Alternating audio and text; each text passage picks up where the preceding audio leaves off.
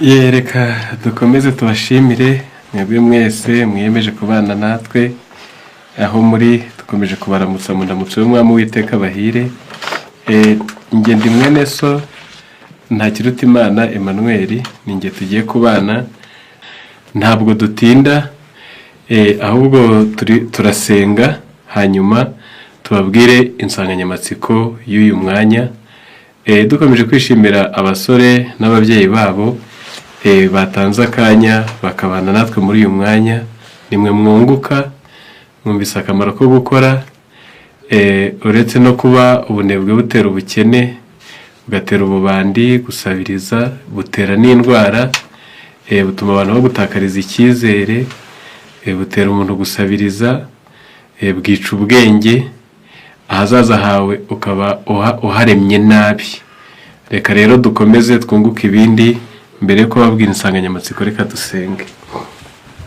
Urakoze mwami Imana ugira neza, wakomeje kubana natwe n'uyu mwanya udutije uburenganzira ngo dukomeze twige. Habwa icyubahiro. Ngaho twigishe weho ubwawe, kuko mwene muntu nta kimurimo, kandi abatwumvira hafi na kure twese uduhere umugisha hamwe. Byaha byacu bihanagurwe, ingeso mbi zihinduke, tube beza bakubereye, babingira akamaro mu isi ku bandi no kuri twe ubwacu no ku Mana yacu ariyo weho. Tubisabye mu izina rya Yesu, amen. Tugiye kuganira ku nsanganyamatsiko itubwira akaga cyangwa se icyaha cyo gusesagura.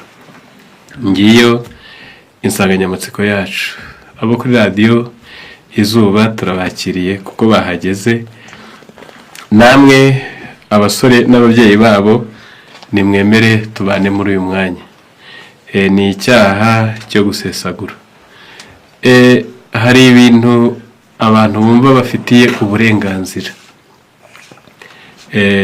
bakavuga bati ibyo ntunze ni ibyanjye, ninjye wabishatse, nzabigenza uko nshaka, ntawe ubintegekaho, nuko akabamo umudendezo. Ariko yaba twebwe ubwacu, Abakorinto 2:6-19, ni muri abanyu ngo mwigenge. Zaburi y'103, turi ubwoko bwe, natwe turabe turi ubwoko bwe, turi intama zo mu cyanya cye. Yaba ibyo dutunze ni imari y'Imana.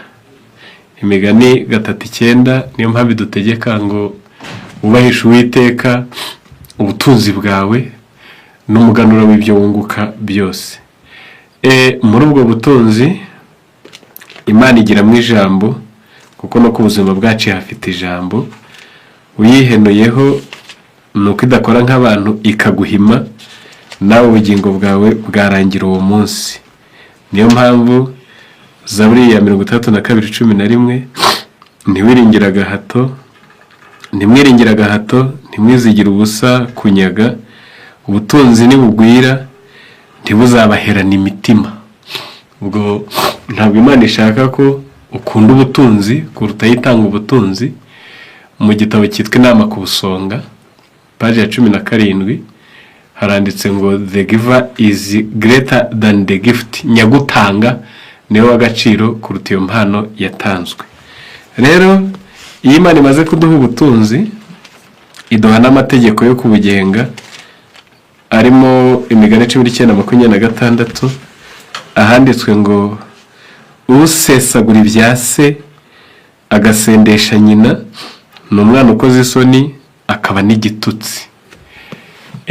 Nsomye umurongo ngambiriye ijambo gusesagura. Usesagura, iki ni icyaha gikorwa n'abantu bose, ariko urubyiruko ruza ku mwanya w'imbere. Usesagura rero ibya se ni igitutsi. Niyo mpamvu gusesagura ntabwo byemewe. Uko gusesagura rero bamwe ntibazi n'inzira zabyo, ariko mu Baroma 12:3 haranditse ngo mwe kwifata uko mutari. 12:16 haranditswe ngo ntimukararikire ibikomeye, ahubwo mujye mwemera kubana n'ibyoroheje, ntimukite abanyabwenge. Iyo umuntu uko ari urwego babayeho iwabo mu muryango, ibyo atunze, ibyo yinjiza, inkamu ye byinjira, iyo asohora akitaka, akirimbisha, akigira igihangange ngo yemeze rubanda, birenze bya bindi yinjiza n'igikenewe mu buzima bwe, ibyo nibyo byitwa kwifata uko utari. Noneho kurarikira ibikomeye ni ukuba hari ibyoroheje ukeneye mu buzima, kandi mbwire buri wese unyumva, cyane abasore, Imigani 17:17, inshuti zikundana ibihe byose, kandi umuvandimwe avukira gukura abandi mu makuba. Ibyo utunze akagabane kawe aba ari gato, niko byanditswe no mu mubwiriza. Imana yahaye ubutunzi ngo akiha umugabane we, mu butunzi utunze bwose si ubwawe, harimo akagabane kawe, ibindi bisigaye aba ari iby'abandi, nyoko, iso, bene wanyu, abaturanyi, abakene ku itorero baba bagukeneye, izo mfubyi, abapfakazi, ibyinshi biba bisigaye bijya ni ibyabo.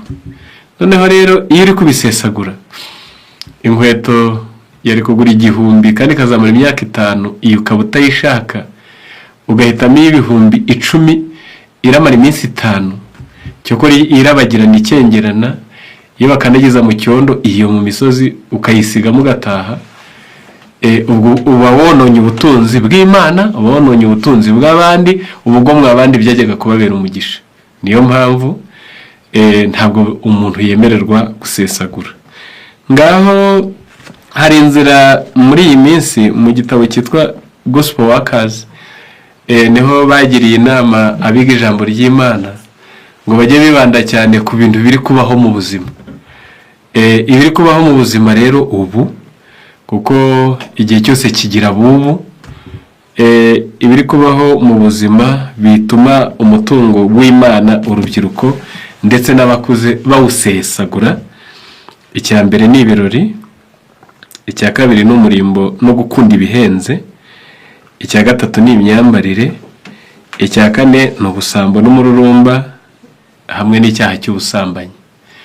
Ibi ndabivuga uko ndi bushobozwe bijyanye n'umwanya, ariko uzi ubwenge ubwo arabyumvise, kandi aho wahombeye nawe urahazi. Ndasubiramo: ni ibirori, ni umurimbo no gukunda ibihenze, ni imyambarire, ni ubusambo n'umururumba hamwe n'icyaha cy'ubusambanyi. Ibi biza ku mwanya w'imbere mu bituma ubutunzi bwacu, abasore n'abatari abasore, babusesagura, bakabagaho iki cyaha cyo gusesagura. Ngaho mbereye ku birori, nabyo bigira amoko, ndayatondeka afatika. Hari ubukwe, hari amasabukuru, hari ibirori by'abarangije amashuri, hari ababyaye, hari ahabaye urupfu, hari iby'idini, kubatizwa no gukomezwa, n'ibindi bisa n'ibyo ngibyo. Ibyo byose bigiye bitwara ubutunzi, kandi bimwe mu mwuka ntacyo bimaze, mu bwenge ntacyo byongera, ntacyo bizana mu bukungu. Kandi ikintu cyose wakora kitagize icyo kimariye ubwenge, mu mpagarike ntikigwe neza ubuzima, mu bukungu nticyongereho igiceri, icyo aba ari icyaha. Icyo aba ari icyaha, kuko Imana ntiyigipfa gukora, natwe ntabwo idutuma gupfa gukora. Ngaho mbereye ku bukwe, ku banyumva mwese, Imana yemera ubukwe ko niyo yabuhanze. Tangiriro 2:18, ikemera ubukwe bwera bukozwe hakurikijwe ijambo ryayo. Nta cyaha kiburimo iyo bukozwe neza.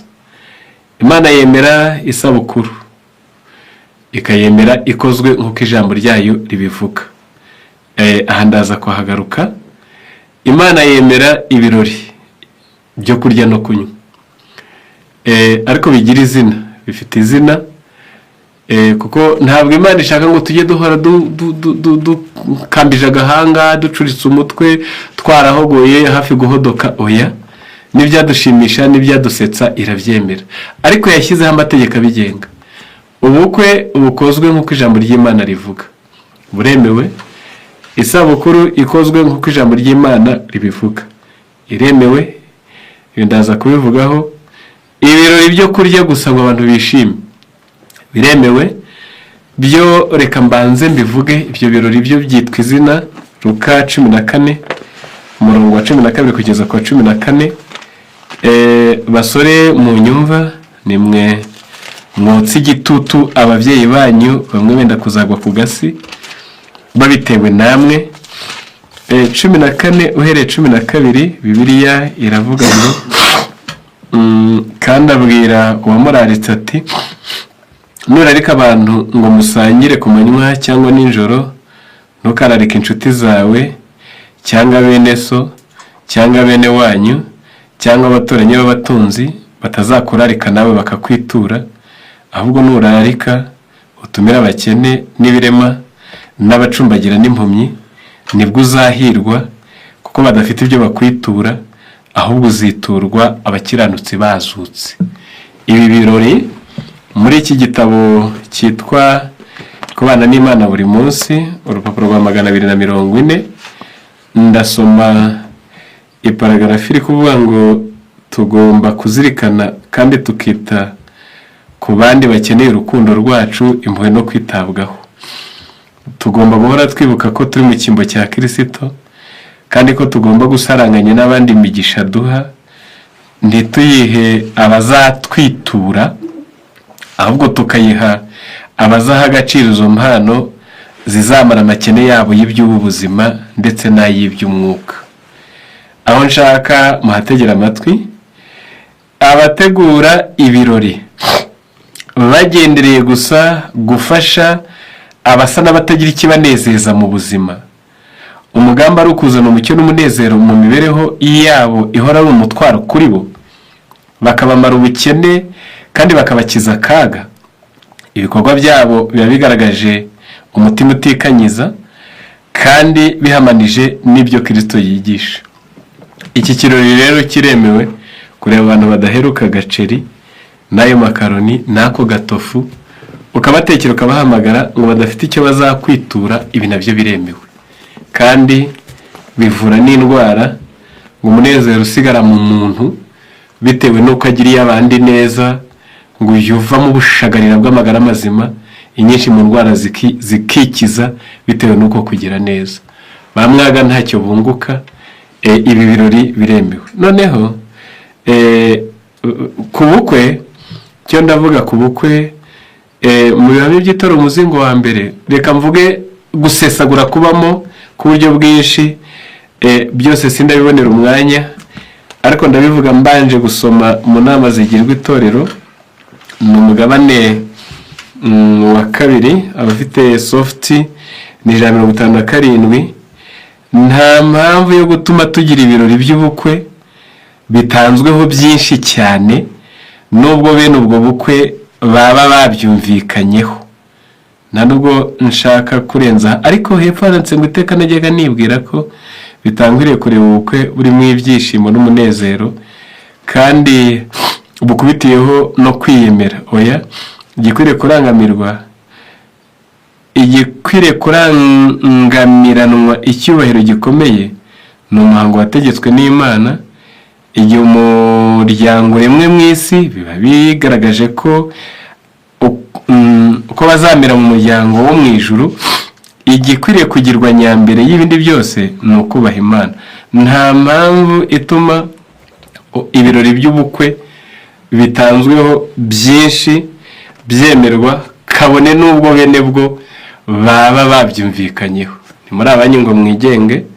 Nizere ko nta mwana w'Imana wongera kuvuga ngo ni amafaranga yanjye, ngo ni ubutunzi bwanjye, ngo ntawe nayasabye. Oya, yaba yawe yaba y'abandi, ntabwo ufite uburenganzira bwo kuyapfusha ubusa. Wakora ibikwiye bireshya nawe, bihwanye n'ibyo urakora, nawe urazimanira n'umunezero ubifuriza kandi bitagusize heru. Hari abava mu bukwe bagasigarana amakeredi, imirimo ikazagurishwa. Hari n'abaswa bari munsi y'abandi bakoresha ubukwe za miliyoni nyinshi batagira n'inzu bazaseseramo. Iyo abandi yakodesheje akayikodesha amafaranga yamuguririye iciriritse, itanagayitse kandi ya burundu, nuko ugasanga umuntu ngo mu rwego rwo kwemeza abatindi akoresheje umutungo wo kwigaragaza inyuma, kandi uko bucya uba uri gukura, uko bucya uba uri gukura. Amahirwe yo mu buzima ufite none uko bucya agenda akurwaho. Opportunities mu buzima uko bucya ntiziyongera, ahubwo zigenda zikurwaho. Nawe wari wabonye n'izo nshuti zari zakurwanyeho, ugasanga hari umunsi uzabyifuza utakibibona. Nuko ubwo busirimu bwawe, utubati twiza, ibitanda binini, ubwinshi bw'imyenda, hari n'abajyana ngo 100 ngo na 200, bya bitenge by'amadolari 200 cyangwa 100, ibyo byose ukabona uri ku gasozi bitari mu nzu yawe. Kandi bugi cyavuye mu iduka ntabwo cyongera kugurwa nk'ayo cyaguzwe. Uwo mwenda guza amadolari 100, inzara yikuriye baguha 50, nabwo bakugiriye neza. Nuko ugasanga umuntu yabaze macuri, nta kindi kibiteye, ari uko atamenye icyo yasabwaga. Rero ubukwe bujya bamo gusesagura iyo abantu batabanje igikwiye. Bamwe by'itorero umuzingo wa mbere, page iki gishya cyaje 419. Noneho Madame Eti igihe cye yavugaga amafoto, ubu byo birarenze kuko haje n'ikoranabuhanga. 419, imitima y'abasore yuzuye gukunda inaringe.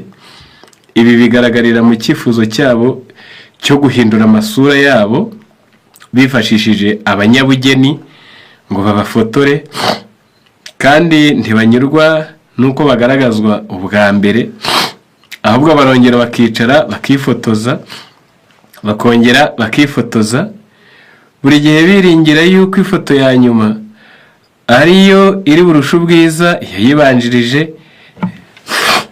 ikagaragara ko ari nziza rwose kuruta isura y'umwimerere. Amafaranga y'umwami wabo atagaguzwa mu buryo nk'ubu, ariko se bunguka iki? Icyo babona gusa ni isura yabo idasa neza iri ku rupapuro. Amasaha bagombye kwegurira gusenga bayakoresha bahugiye ku naringe yabo y'impezamajyo. Amasaha y'igiciro cyinshi yo kwemererwamo agapfushwa ubusa muri ubwo buryo. Yenda ibi byagora kubyumva kuko ubu ibiriho byarenze ibyo Madame Eti yavugaga. Ariko si iby'ubwenge gufata udufaranga bagutwereye nuko kajya kwifotoreza mu bwato ku Kivu. Nibyo uzajya kwereka iyo foto umeze neza, ubujiji bwinshi bukigukingirije ibikurindiriye, akazongera kuyikwereka inzara yakwishe mwese muri mu kiyede n'igifundi, imisaya yarahombanye nk'imbaho, iminsi yarabatashyeho, niho wibuka icyo wakagombye kuba warakoze ariko utakoze.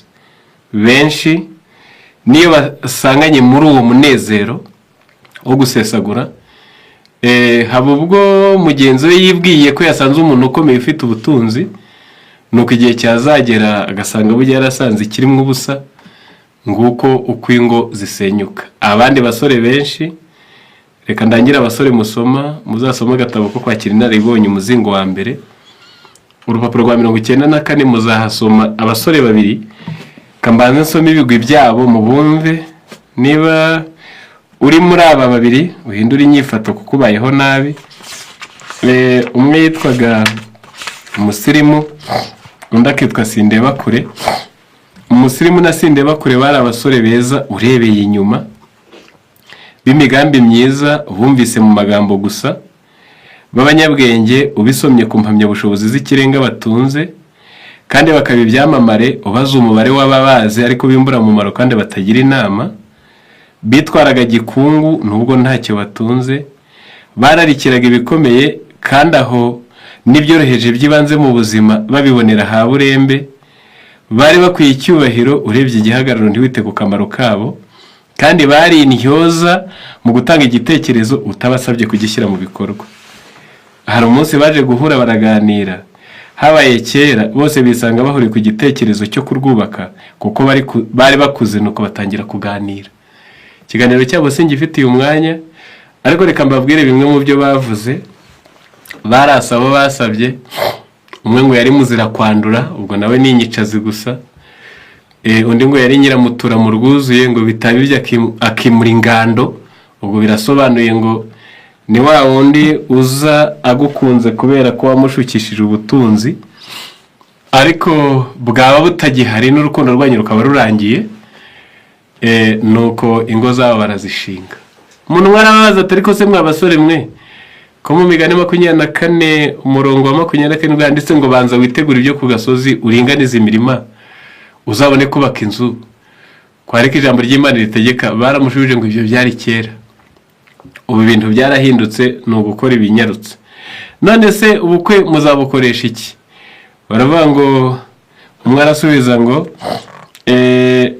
reka nsome uko yasubije we. Yaravuze ngo nuko rwose reka tujye ku myiteguro, kandi ndabanza avuge uko iyanjye nyifuza. Aratangira ati kwa mabukwe bakwikirenga, kandi kukibaha niko kuba umugabo uhamye ukabemeza, ngomba kuyabaha rero. Umugore we ngo yitwaga Kariza, ngo Kariza kanjye kataje muri ramuzini karira, igomba kuba ihari kugira ngo mpabye intego. Ikindi kandi nk'uko bizi ndazwi, nkeneye icyumba cy'ubukwe kitagira ikindi kikiruta mu gihugu, kugira ngo be kujya baranyitiranya bakamvangavanga mu bandi. Tuzarya kandi tunywe, ibirebana naho kuba byo nzaba mbikora nyuma, mbe ndi mu ikodi, kandi mu nzu y'ikirenga ntazarenganira aho abagabo bavuga ibigwi. Undi mugenzi aramubwira ngo ndabona turi kugereka, nanjye nuko wabimvugiye, gusa ngewe nongeyeho ko ku munsi w'ubukwe nzaba nambaye.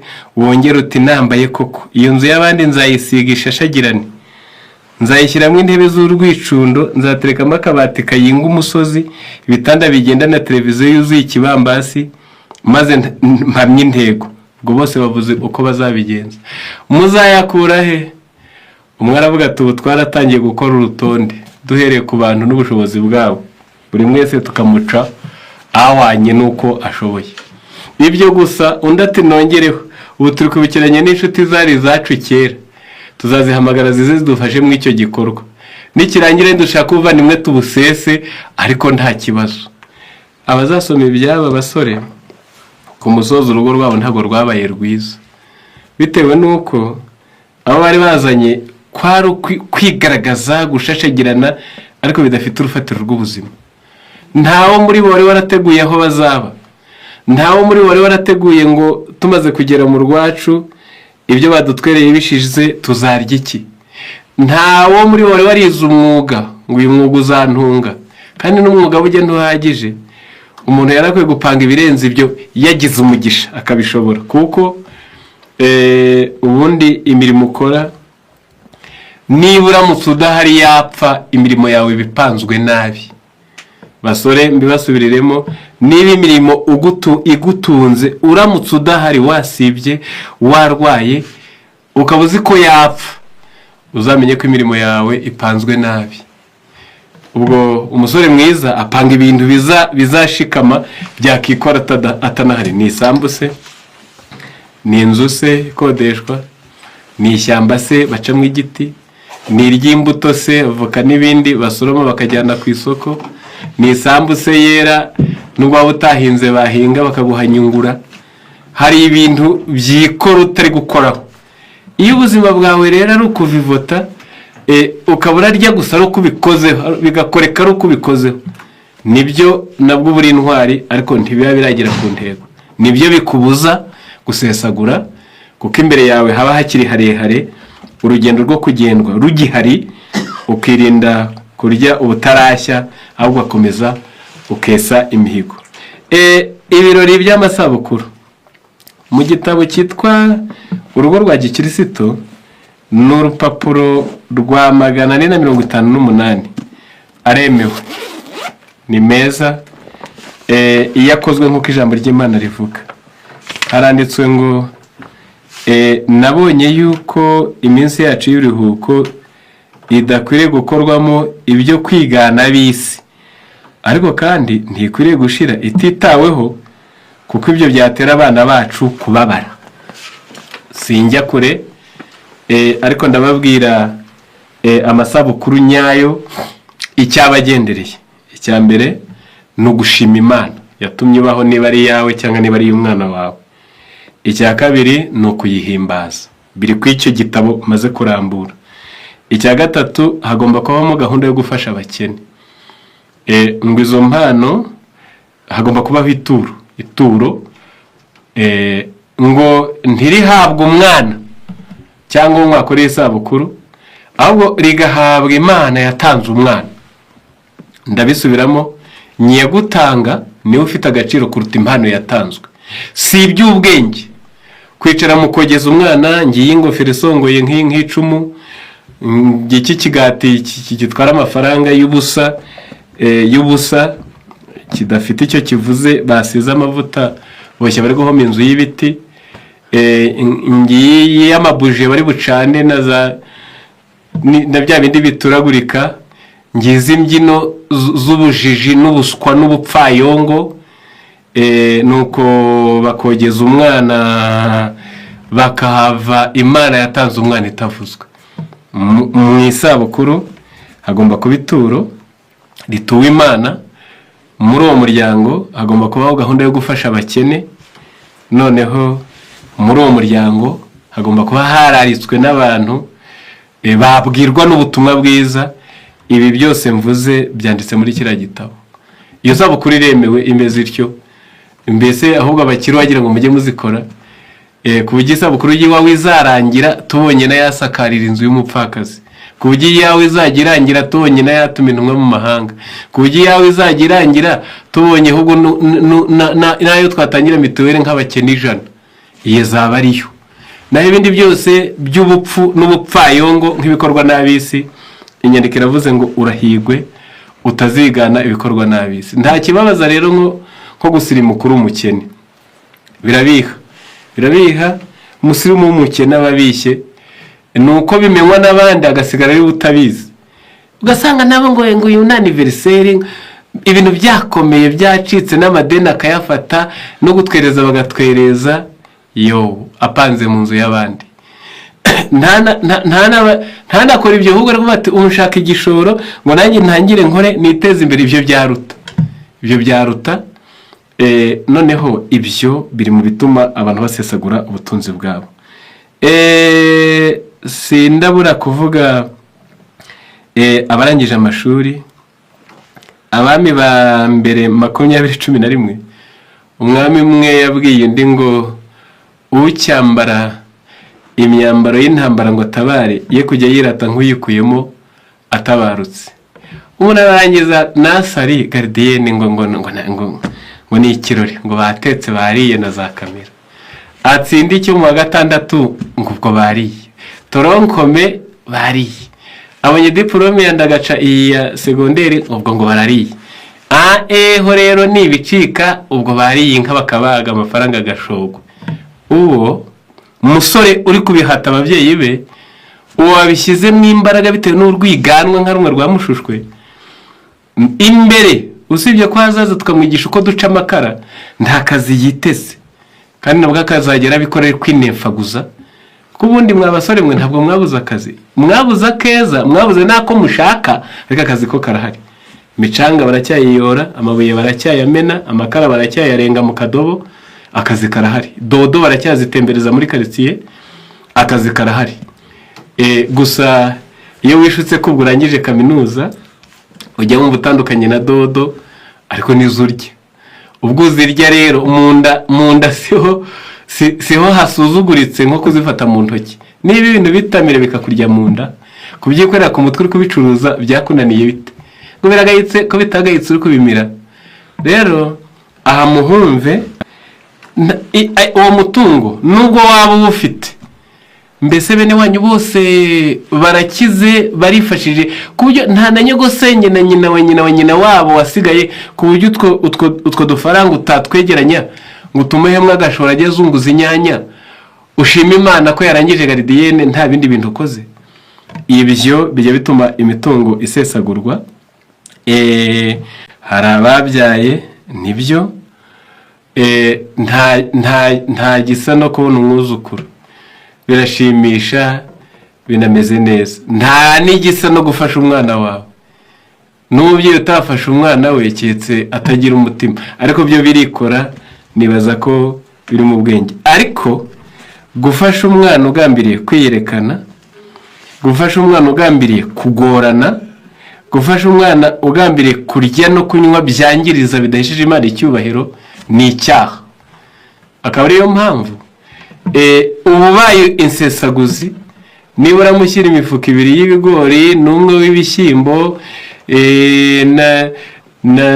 n'utundi n'icupa ry'amavuta n'isabune itije, nuko iyo myaka ukayigabanya abantu 100, buri wese ibiro bibiri bagashorera ari ikirongo, nuko nawe akagenda akabatekera ibikubye 3 bya bindi mwamushyiye, kandi mugataha mwishima ngo twamufashije, twamusuye, mwamuhenuye ntacyo mwamumariye. Wabuze amagare 3 ngo asunike ibyo bishyimbo, imifuka 2 y'ibigori, umufuka w'ibishyimbo, amagare 3 yabisunika bakabigezayo, ukaba umwubakiye akazabirya n'amezi menshi. Ariko bitewe no kugambirira kwiyerekana, kwishimisha, ngo kwa runaka bajyanye amasero cyangwa ibiseke 120, ngo ngendagira 150, kandi ntabyo ufite, ukamutuburira. Uretse no kuba ari ugusesagura, ni n'ubujiji. Ubundi nta munyacyubahiro ujya akikanira ngo kize, ahubwo ufite icyubahiro we nta nubwo azi ko agifite, wagenda uko. Ahubwo iyo nta cyubahiro ugira, ushakisha icyatuma bagira ngo urakaze. Nibwo mwumva bamwe bibyimbisha, abagufi bakavuga ijwi rirerire, abatarize bakavuga ngo natwe twarize, abakennye bakavuga ati natwe nimwege muradukandagira, natwe turitunze ntiturya iwanyu. Niko n'umuntu aba yumva bazamenya ko akaze, ari uko icyo gikororo kiriwe ku mbuga ya mukobwa we ntacyo yamumariye mu buzima, yaragambiriye kwiyerekana, kwishimisha. Reka mbibwire abasore, hari n'abakecuru b'abanyagakungu, niba bazanaho uwo muco mubi, muzahagarare nk'abasore, nimwe mufite uburenganzira buteza impinduka muri sosiyete. Muzabikore, murwanye ikibi, murengere ukuri. Hari n'abandi babikora ngo ngo ntabikoze, ngo umukwe ngo yamwanga, ngo yamwanga, ngo nabigira nte. Uzahagarare urengere ukuri, babona uri umukwe utameze nk'abandi. Noneho hamwe n'ibindi, n'urupfu narwo ubu rwabaye imari. Aho ujya mu muryango babuze umuntu w'ingirakamaro bibabaje, wahagera ubabaye, uri gusaba n'Imana ngo igufashe, we kurira wihangane, ahubwo wasanga abandi bari gupanga uko kamirira bimeze, imishanana bari bwambare, intambuko baragenderaho, ukuntu bararya ikimasa asize, bamwe bakabyisimbukuruza atari n'ibyo bagira. Utware kuzatunga imfubyi n'umupfakazi asize, bakajya barabaza ngo nakaka nimukazane muri bihugu bidukikijeho, nubwo yaba afite inka 10 ntibuna mu kazi tarashira. Nuko ibyara urupfu, ahubwo ukabona hari n'abari gukurura umunwa ngo mbe ngo inyama zarengeye, ngo ko batatugaburiye, ngo ntibazi kwakira, ntabwo ari kuri hoteli bapfushije. Ibyo bintu byo gusesagura, kansome mu gatabo ko kwakira inaribonye umuzingo wa mbere, urupapuro rwa 32, hari amarenga avuga ibyo y'inkuru y'uwitwa Ntibansiga.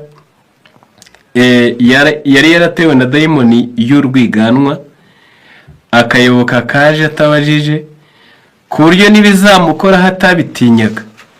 Imyambaro iranga injiji n'abarwayi bo mu mutwe, imirire y'abashaka gupfa, ubusesaguzi bw'abanyamurengwe babuze iyo bamarira ibyabasagutse. Ibi byose yarabyiganaga, kandi ari umutindi w'impezamashyo. Disi yantangaje umunsi umwe, yapfushije nyina, maze abashinyaguzi bategura ibirori byo kwishimira urupfu rwa nyina, maze nawe bamudodeshereza ku mpuzankano yabo ayambaraho, ajya mu mirongo atambukira ku mudiho wabo. Si we wenyine, na mushiki w'umupfayongo yari aherutse gupfusha umugabo abikora uko, maze babashyiramo akarusho kuko n'agatungo nyakwigendera yari asize kakareza imfubyi niko bazimaniye abashinyaguzi. Bitewe n'uko kwihangana na Mushishozi muri urwo rupfu nabo bari bahari, nk'umuvandimwe wa Ntibansiga abonye ayo mahana habereye, Mushishozi atangira kuganira n'inshuti ye kwihangana. Ikiganiro bagize ntabwo ndakivuga, ariko mu byo baganiye harimo uwitwa Bwenge Buke, bamuvugaho ngo niwe wari ushyushye ari mu myiteguro y'aho ngaho. Mushishozi ati yewe ndatangaye, ese na Bwenge Buke ari hano? Uwo niwe wari waramuzonze. Nibaza ko ari wamuteye umuruho wabaye intandaro y'urupfu rwe. Nk'umwana warerewe kwa nyirakuru ntiyamusuye, aheruka murushya gusa, ntiyamuhahiye habe n'umunsi n'umwe, kandi na Ntibansiga si shyashya kuri ibyo, kuko ubufasha bufatika mbonye amuhaye nubwo iki kirori cyo kumushinyagurira.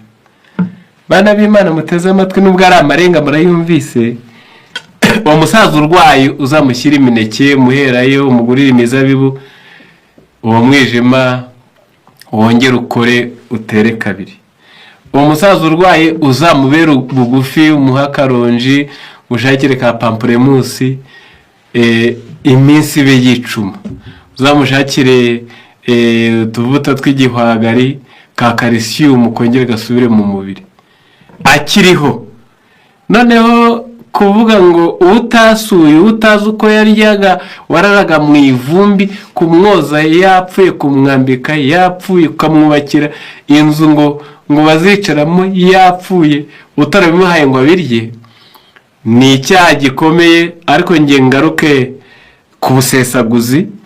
Ibi byunamiye abasore n'abakiri bato, tubibabwiye kare, niko Petero yavuze ngo murahirwa kuko muburiho hakiri kare, ko mufite imbaraga zishobora guteza impinduka muri rubanda, ibi mukabirwanya kandi bigacika. Noneho aha ku rupfu, urebye amafaranga agura indabo, urebye amafaranga n'ibindi byinshi ntari buvuga amazina, nyakwigendera atigeze ahabwa, hakaba hatari na gahunda yo kuzabiha abasize imusozi, imfubyi n'umupfakazi. Birababaza iyo uroye ukuntu abantu basezagura ku rupfu, ntacyo biramara mu mwuka, mu mubiri ntacyo bimaze, no mu bwenge ntacyo byongeye. Rero basore, impamvu arimwe tubibwiye, muzashora ingamba n'umushinga ukomeye wo guhagarara neza, mwirinde gusesagura. Ibyo bita influence cyangwa se imbaraga rukuruzi, ni impinduka uteza mu bandi, ukavuga uti nubwo abarisansiye bose bari gukora ibi birori, njye sinzabikora, kandi ntibazandusha akazi, ntibazandusha kwinjiza, ntibazandusha, ubwo abandi bari kugira ibyago bagakora, njye sinzabikora ko ntaho byanditse, nta nicyo bimaze. Hari abandi bikebuka, yewe musore inshuti nkunda, bakavuga bati ariko ibi ngiye gukora ndusha runaka ko atabikoze, yabaye iki? Ubwo ukaba umuteje impinduka. Iki nicyo gitumye tubibabibamo kare, kugira ngo nimuhagarara neza sosiyete cyangwa se umuryango mugari wa mwene muntu imbere hazaza, bazaba bafite ingamba zifatika zo kudasesagura utwabo. Cyane ko benshi mbwira hasesagura n'ubifite bo nta nicyo bagira.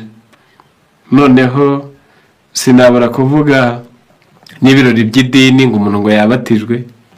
Matayo 6:16 muzasome Yesu abatizwa akiva mu mazi. Muri Matayo 4:1 ngo yajyanywe n'umwuka mu butayu kugeragezwa. Urugamba rukomeye, amara iminsi 40 n'amajoro 40 atarya atanywa. Aho niho Satani yamusakije afite inzara, bamubwira ngo nahindure ibuye umukatarye. Igishuko gikomeye kimusanze ashonje.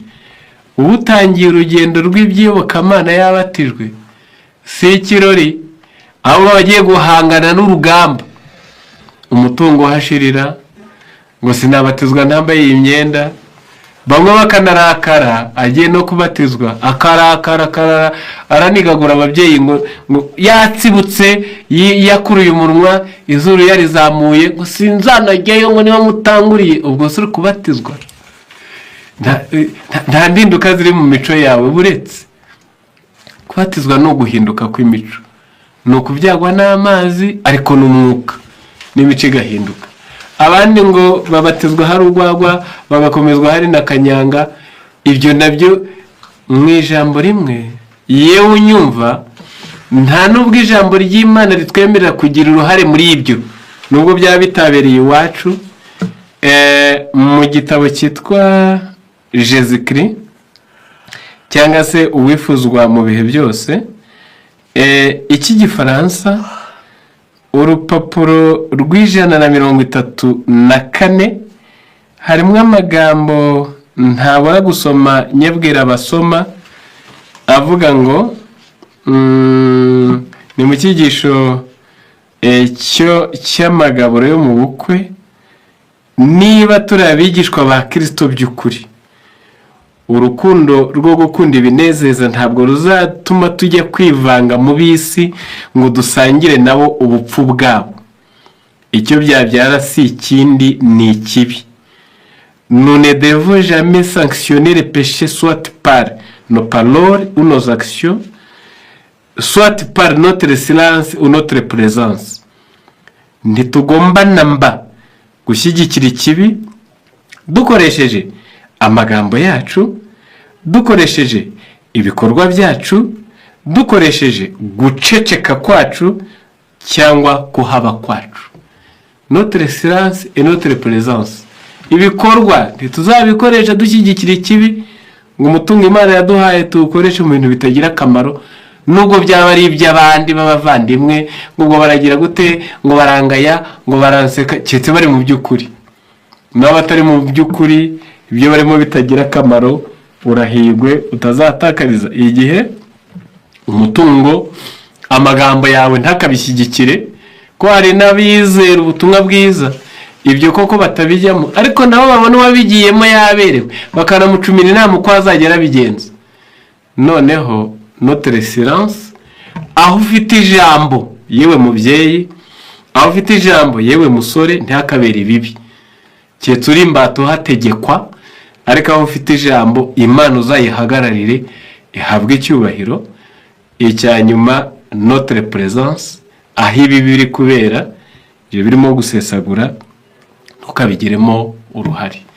mu birori reka nse n'ucumbikiye aha, ariko namwe muri abahamya buko bitwara umutungo, ku buryo bamwe iyo babibwiwe ibikuba birabakuka, abandi mu basore bacu bitewe nuko batazi ko n'ubukwe bworoheje bubaho, ubu bipanze kuzajya baracikira bati njye bira byose sinabivamo, tuzigendera nimugoroba. oya, washyingirwa mu bukwe bugufi buwanye n'ibihumbi 50, 100 se 120, ibyo waramukanye, kuko umurongo wa Bibiliya bamaze kutubwira ngo ntitukifate uko tutari, uzifata ukuri.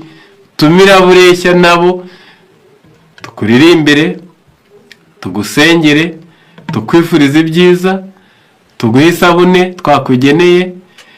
mu bukwe bureshya n'ukureshya wikotswe igitutu n'ubusesaguzi buri aha hanze, kandi kuri bamwe bisigaye bibagiraho ingaruka zitajya zitinda. reka njye ku murimbo no gukunda ibihenze.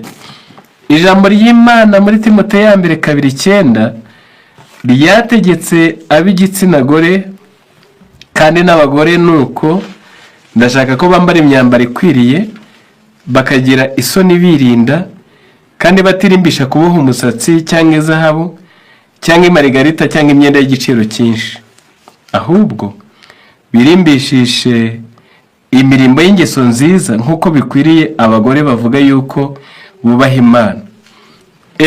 ibi Pawulo ntabwo yabivuze wenyine, ahubwo na Petero yabivuze muri Petero ya mbere 3:3 abwira abagore ngo umurimbo wanyu we kuba uw'inyuma, uwo kuboha umusatsi cyangwa wo kwambara izahabu cyangwa wo gukanisha imyenda, ahubwo uw'imbere uhishwe mu mutima, umurimbo utangirika w'umwuka, ufite ubugwaneza n'amahoro, ari wowe igiciro cyinshi mu maso y'Imana.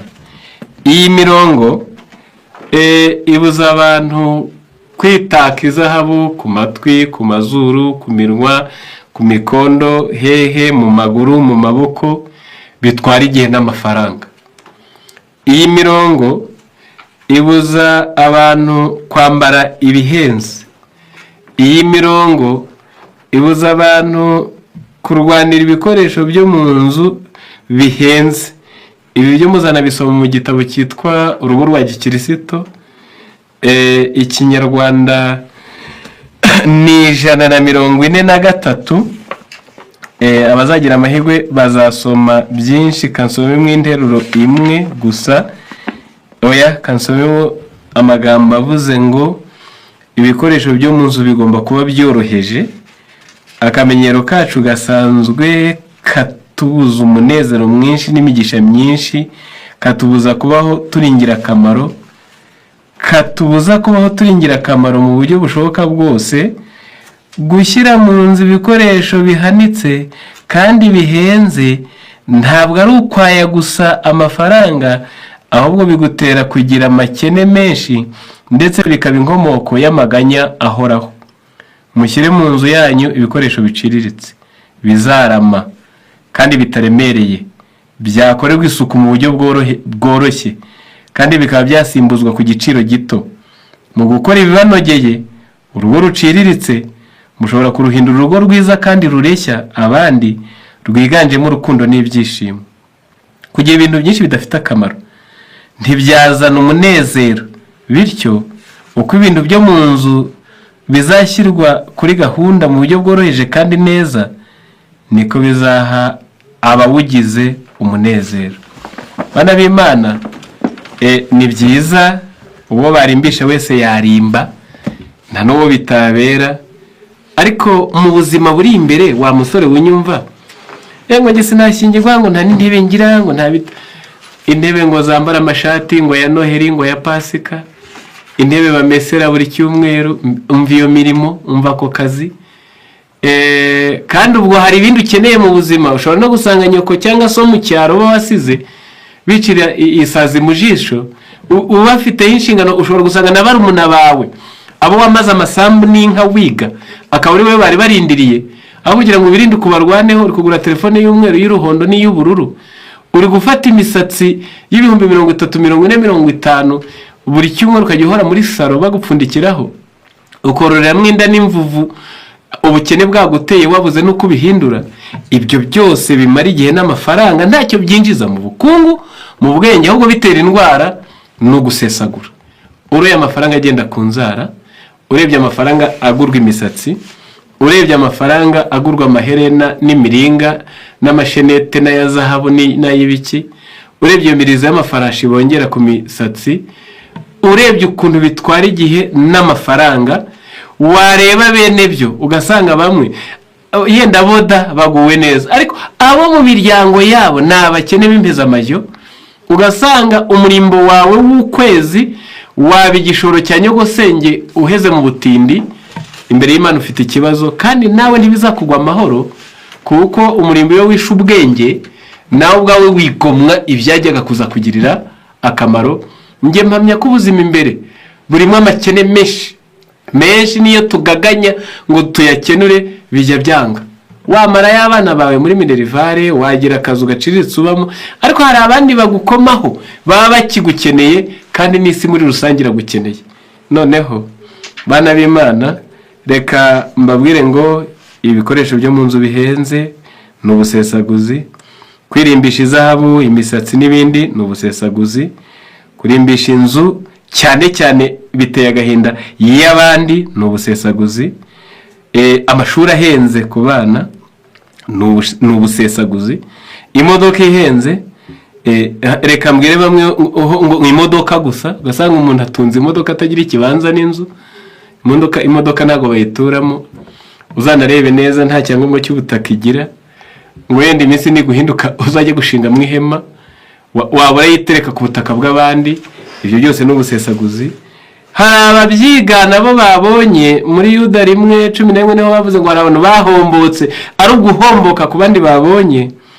Ibyo si iby'ubwenge, ahubwo iyo wamaze kwiremera agahugu kawe kandi itunze, wifitiye akazu kawe, nigashake kaba ari ak'ibyondo gato kawe katari ak'abandi, nigashake kabe katari mu mujyi, kari aho washoboye kukagura no kukubaka, uzaba uri umugabo. Ngaho mu rugo rwa gikirisito iri jambo ryo reka ndisome umusore wese anyumve. Banza witegura ibyo ku gasozi, uringaniza imirima, uzabone kubaka inzu. Byanditse mu Migani 24:27. Imana ko yaravuze inzu, ubwo yarivuze ikintu gikomeye. Umusore utagira inzu kandi utunze telefoni y'umweru n'iy'ubururu n'iy'uruhondo, utaziritse n'ihene nta n'intama, warayobye. Ibyo ni ubusesaguzi. Muri iki gitabo haranditse ngo ubwigenge bushimwa. Hari ubwoko bw'ubwigenge bushimwa, nta gisa no kwitunga ukarya ntawe ubanje gutegera ikiganza. Kwifuza kwigira wowe ubwawe ni icyifuzo cyiza kandi cy'agaciro. Ni ngombwa kwimenyereza akamenyero ko gukora no kuzigama. Igomwa ibindi igihumbi, niko ijambo ry'Imana rivuze, ariko ugere ku by'ibanze byo mu buzima udafite uyu munsi wa none. Naho nukurikira umurimbo akaje ukayoboka ugahomboka, abiyo bagiye byashoboka ko atari hugiye, abo wigana byashoboka ko mudahuje ikivi cy'ubuzima bukurindiriye. Musore nshuti nkunda, urayigutazigana n'abakuru bo muri twe bayobye batazi kuzigama no gucunga utwabo. Kuva 23:2 ntugakurikize benshi gukora icyaha, kandi ntukagire agiye benshi bagiye. Ijambo ry'Imana ntabwo ridutegeka gufata personalite yacu ngo urigitire mu y'abandi. Abo nibo, nawe ni weho. Hagarara nkawe, ucunga ibyawe, wirinde ubusesaguzi bw'uburyo bwose. Imbere harakurindiriye ubuzima n'urugendo ruracyari rugari. Cunga ibyawe, irinde gusesagura. Reka mvuge gato ku myambarire. Ubusesaguye iyo ugira imyambaro myinshi. Yohana we yadushyiriyeho urugero rukaze. Yaravuze ngo ufite imyenda 2 ngo umwe ngo wuhuta ufite. Ubwo numva ko urugero rw'iyo tugomba gutunga ni 2. Uru rurakaze. Ufite imyenda 2 umwe awuhuta ufite. Ngo bisobanuye ko bujye uwamaze kugira imyenda 2 aba yagize myinshi. Timoteyo 1:6. Niba dufite ibyo kurya n'imyambaro biduhagije, tunyugwe nabyo, kuko abifuza ubutunzi bagwa mu moshya. Amafaranga kandi muzi ko ari umuzi w'ibibi byinshi. Rero iyo umuntu agira imyambaro myinshi, ibyo biterwa no gupfa kugura icyo ubonye mu nzira ukagura utaburaranye. Kandi nibutse abasore cyane ab'igitsina gore nibo bagira iki cyaha.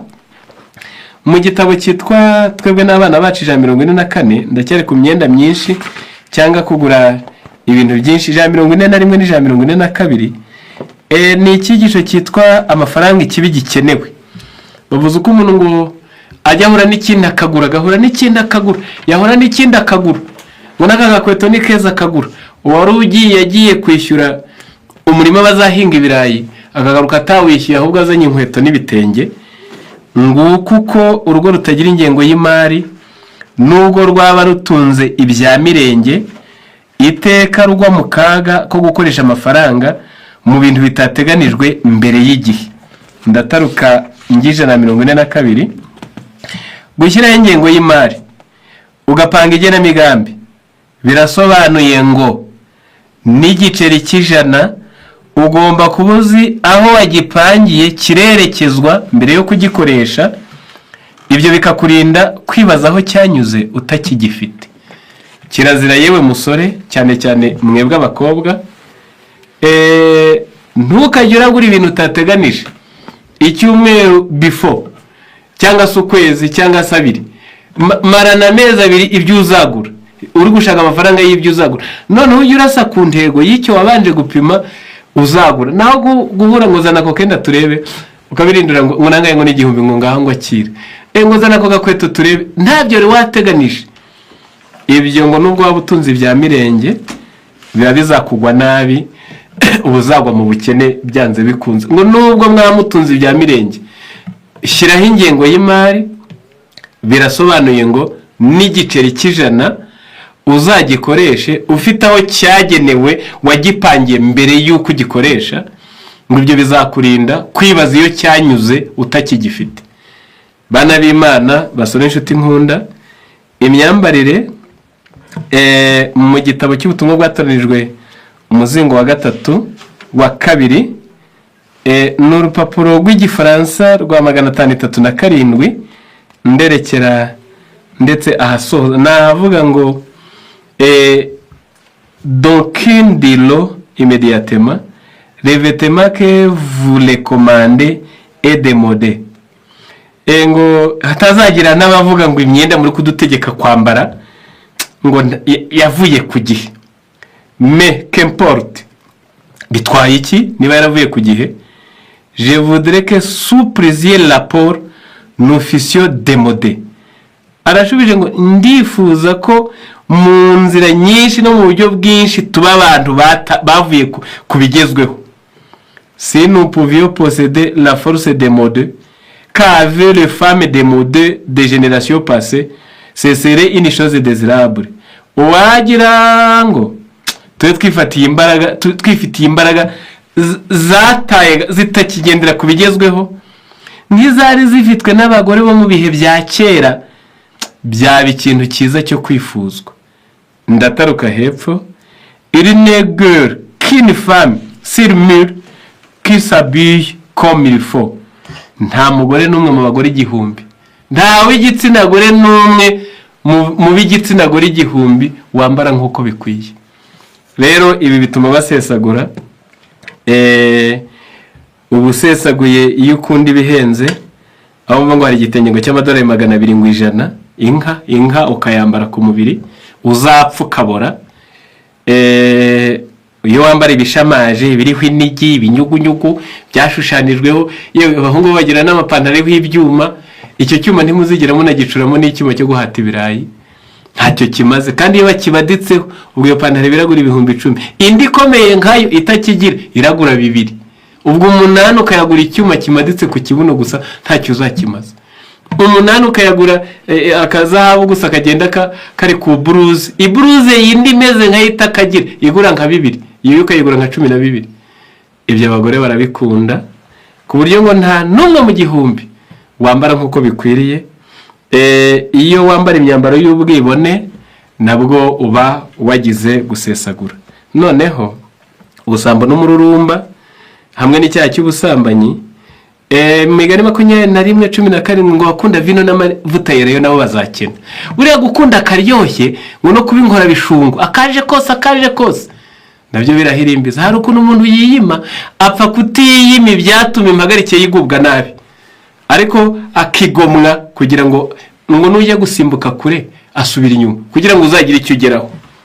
Imigani 6:26 ngo kuko maraya yakenesha.